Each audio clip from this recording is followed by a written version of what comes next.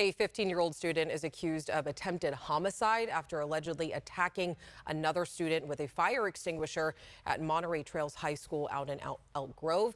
The attack was caught on video, which we have decided not to show because it is disturbing. Our Giacomo Luca is live at Monterey Trails High School right now.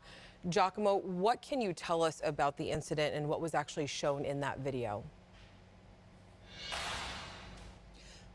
Well, Alex, that video shows what appears to be a student right outside the cafeteria, walking into the cafeteria. He has a backpack over his shoulder. He reaches into that backpack and pulls out a fire extinguisher. He approaches a student that's very close by, swings the fire extinguisher at the back of the head of the victim, who then falls to the ground and takes the fire extinguisher one more time and throws it, seemingly vertically drops it onto the victim's head one more time, and that's what we see in the video. Giacomo, were there any warning signs at all?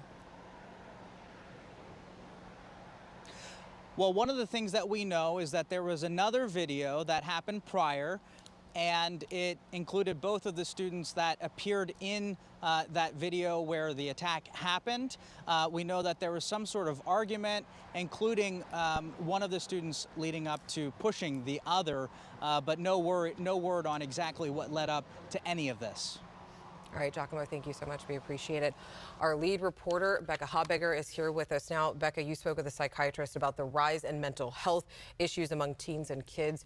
What did she have to say about all this? And well, Dr. Angela Drake is a clinical professor of psychiatry at UC Davis. She saw the video of the assault and she says it's shocking, but it is still a rare occurrence. She says hundreds of thousands of students go to school every day in California, and she wants to help allay some parents' fears of safety. But she says what's not rare are depression and anxiety among teens. Teens and kids in general have really been under a significant level of stress and isolation over the last couple of years because of the pandemic. They've been cut off from their social networks. They've been doing their own thing. They've been isolated.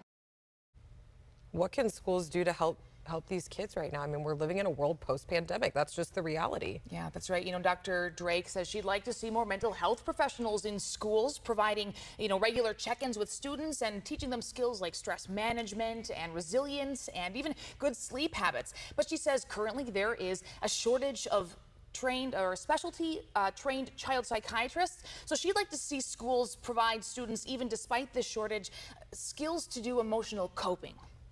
Okay. It may be doing things like training de-escalation and conflict resolution skills or meditation skills or some other kind of things in the school. Because overall, adding more security officers and more security where they have to go through metal detectors and they feel like they're in a jail is not going to help the mood and the general sense of community that we need to build in the schools at this point. We need to build back that sense of we're all on the same team, and I think that it's frayed a little bit at the edges because of the pandemic. And Alex, new federal data support that. In a nationwide survey of more than 850 public school leaders, a third of them said they saw more attacks and student fights last year during last school year. And they, in that survey, specifically indicated that they think it's due to the pandemic and its lingering effects. All right, Becca, thank you so much. We appreciate it.